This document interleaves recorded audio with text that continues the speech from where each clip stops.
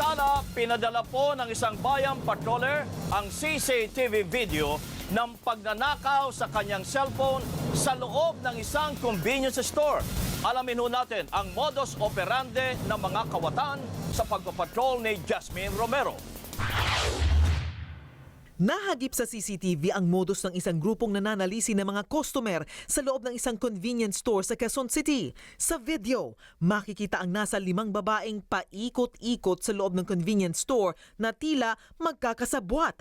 Ayon sa patroller, may bibilin siya sa tindahan nang pagitnaan siya at siksikin ng grupo ng mga babae.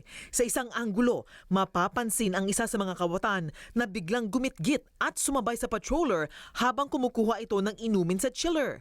Nang papunta na sa counter, iniipit muli ng mga kawatan ang biktima. Mapapansin pa ang isang tila may edad ng babaeng nakascarf na may inangat na cellphone mula sa bag ng biktima at inabot sa isa pang babaeng nakaitim. Sa ibang anggulo ng CCTV, makikita rin na pumila pa ang mga sospek sa cashier pero inilapag din ang mga dapat sana'y bibilhin at umalis din agad.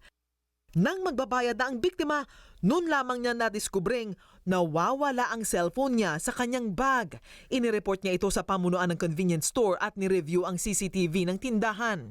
Tinatayang nasa 40,000 pesos ang halaga na nawalang cellphone ng biktima. Nai-report na rin niya ang insidente sa mga pulis.